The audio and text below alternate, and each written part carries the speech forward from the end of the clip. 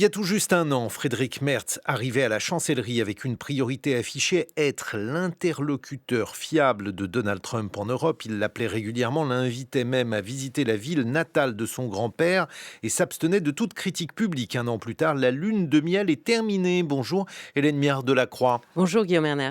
Vous êtes professeur des universités à Sorbonne Université, historienne spécialiste de l'Allemagne. On vous doit notamment Les émotions de 1989 aux éditions Flammarion. Alors, il faut nous expliquer comment cette lune de miel s'est brisée. Alors cette lune de miel s'est brisée à court terme et à long terme, on va dire. Elle s'est brisée à très court terme dans un des épisodes auxquels le président américain nous a déjà habitués. C'est-à-dire que le chancelier Merz a, dans une discussion avec des lycéens dans un lycée, quand il était interrogé sur la façon dont les États-Unis se comportaient en Iran, il a dit que les États-Unis n'avaient pas de réelle stratégie et qu'en fait ils étaient ridiculisés par les Iraniens. Alors quasiment immédiatement, le président américain a d'une certaine façon dégainé ses sanctions immédiates après avoir considéré le chancelier Merz comme son meilleur ami, son meilleur allié et un type formidable. Il le voue aux gémonies. Alors, les armes habituelles du président américain sont les droits de douane et là, en l'occurrence, c'est la punition immédiate avec l'idée de foudroyer les Allemands de cette décision américaine, retrait d'au moins 5000 soldats des bases américaines en Allemagne. Donc ça, c'est une punition, clairement. Mais est-ce que l'on peut véritablement considérer que les relations internationales sont un lieu où ce type de punition est rationnel, logique, souhaitable ? Alors, ce qui est intéressant, c'est la façon dont le gouvernement allemand, le chancelier lui-même, le ministre de la Défense, Boris Pistorius, ont réagi. C'est-à-dire qu'ils ont dit tout cela était très prévisible. Et c'était intéressant parce que c'est une façon de dédramatiser, de pratiquer une désescalade et en même temps, en disant que c'était prévisible, ça voulait dire à la fois que, donc sur le court terme, c'était prévisible puisque le président américain est imprévisible et qu'un jour ou l'autre, cette foudre devait tomber sur l'Allemagne. Et puis, c'était prévisible aussi parce que c'est vrai, le fait qu'il y ait beaucoup de troupes américaines en Europe, donc en Allemagne, c'est 39 000 soldats actuellement sur 86 000 en Europe, est soumis, comme à l'arrivée de chaque président américain, à une révision générale des effectifs. Et ça fait un an qu'on savait très bien en Allemagne que les Américains recomptaient leurs forces et c'est habituel. Simplement, il y a une mise en garde du Congrès américain disant qu'il serait déraisonnable de réduire, de descendre trop le nombre de soldats en Europe à moins de 76 000. On est à 86 000. Le fait qu'on en retire un peu en Allemagne était prévisible de ce point de vue. Ce n'est pas vraiment une surprise. Bon, ce qui est une surprise, ce sont les propos de Friedrich Merz. On va les entendre traduits par Maître Zlotowski. Die Amerikaner haben offensichtlich keine Strategie. Und das Problem bei solchen Konflikten ist immer, da muss man ja nicht Les Américains nur souvent rein, n'ont manifestement pas da de muss man auch wieder stratégie. raus. Et le problème avec Das ce haben genre wir de ganz conflit, schmerzhaft bei Afghanistan c'est gesehen. qu'il ne suffit pas d'entrer, il faut aussi se retirer. On l'a constaté en Wir haben Afghanistan das pendant im les Irak 20 ans. gesehen. Pendant 20 ans. Also diese Geschichte Nous l'avons ist, vu aussi en Irak. wie Donc, gesagt, comme je l'ai dit, zumindest unüberlegt. toute cette affaire est pour le moins mal avisée. Ich erkenne im Augenblick nicht, welche Pour l'instant, je ne vois pas quelle stratégie strategischen Exit de sortie les Américains envisagent, jetzt wählen, zumal die d'autant que Iraner les Iraniens offensichtlich, négocient manifestement avec sehr geschickt verhandeln une grande und habileté, eben sehr geschickt nicht ou verhandeln. plutôt Und, die Amerikaner une grande werden habileté à ne nach pas Islamabad négocier, reisen lassen, laissant les Américains ohne se rendre à Ergebnis wieder Islamabad abreisen lassen. pour ensuite Da wird repartir eine sans ganze aucun résultat. Nation gedemütigt, Une nation entière est humiliée par les dirigeants iraniens, vor allem durch diese sogenannten notamment par le biais Revolutionsgarden. de ces soi-disant gardiens de la révolution. Ce sont des propos extrêmement durs. Oui, ce sont des propos durs, mais le chancelier Merz habitue sa population à des propos très durs. Il est connu pour cela. Alors, c'est à chaque fois qualifié de dérapage inacceptable et désagréable. Friedrich Merz répond qu'il est comme ça. Il est cash, on dirait en américain. Et il a, à peu près sur tous les sujets, il a dit que les Allemands avaient trop d'arrêts de maladie, que 80% des Syriens allaient repartir dans les 2 années. Il a dit que dans les villes allemandes, le paysage humain était pas pas extrêmement ragoûtant et que chacun comprenait qu'il y avait trop d'étrangers en Allemagne. Enfin, il a habitué sa population à des phrases un peu trop rapides. Alors, il est obligé après de faire un rétropédalage sur les relations germano-américaines. Il a rétropédalé en expliquant qu'il considérait que la confiance était toujours là. Ce qu'il faut comprendre aussi derrière cette histoire, c'est que l'Allemagne, et donc en particulier là, le chancelier Merz, est particulièrement ennuyé, plus qu'ennuyé, fâché par le fait que Trump ait quitté l'accord nucléaire avec l'Iran en 2018 déjà. C'était un accord donc, qui datait de 2015 et qui donnait aux Allemands une position importante, puisqu'à côté des 5 puissances qui ont le droit de veto au Conseil de sécurité, l'Allemagne était autour de la table et avait obtenu la réduction concertée de l'enrichissement contre l'affaiblissement de sanctions.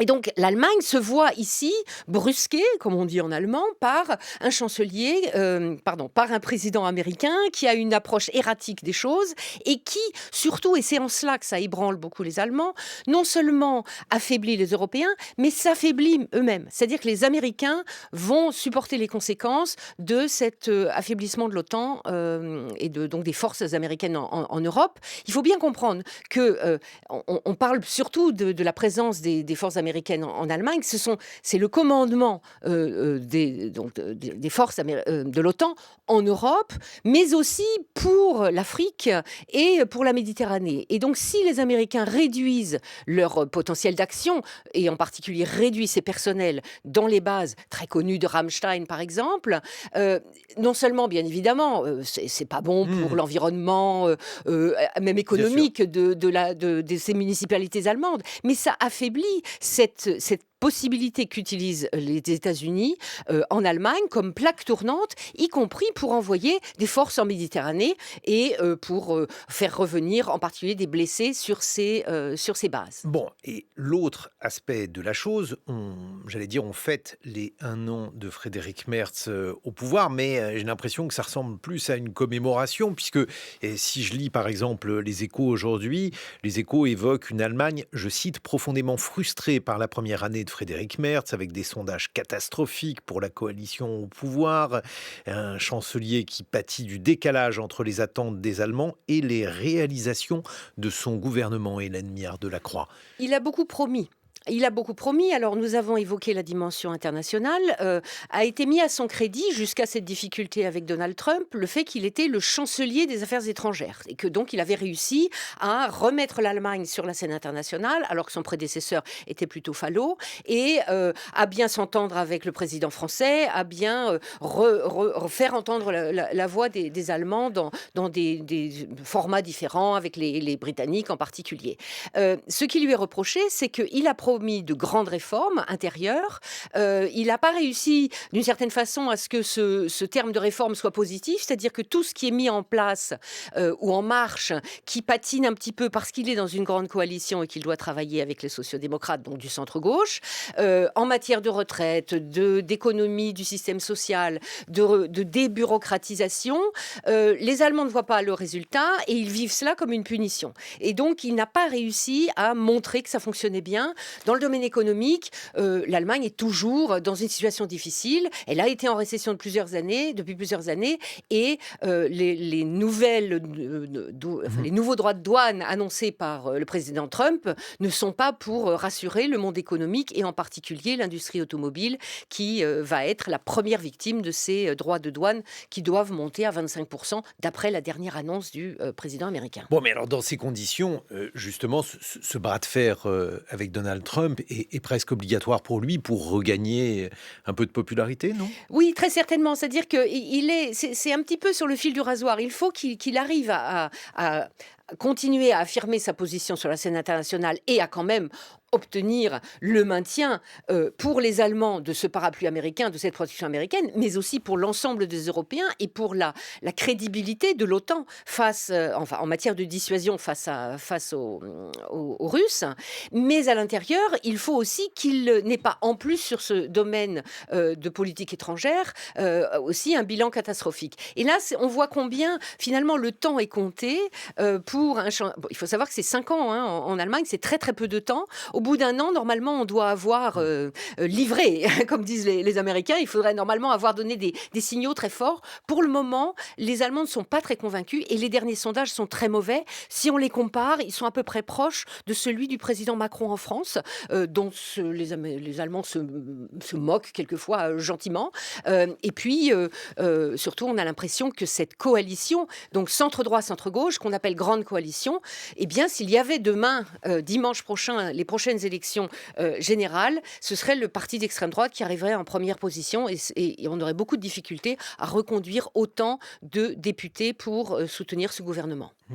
Il a un point de plus qu'Emmanuel Macron. Il a 19% de satisfaction contre 18% pour Emmanuel Macron. Vous parlez donc de l'extrême droite. Il y a une alternative qui se dessine en Allemagne aujourd'hui sur le plan électoral ? Alors, le mot alternative est très délicat en Allemagne, puisque l'alternative, c'est le nom que se donne l'extrême droite. Elle s'appelle l'alternative pour l'Allemagne. Je ne peux pas vous répondre.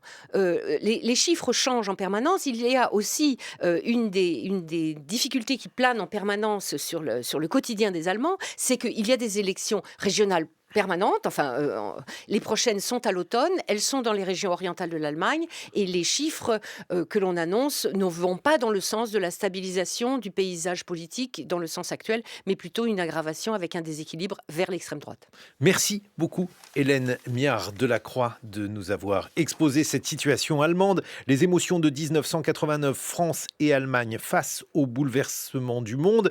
C'est aux éditions Flammarion.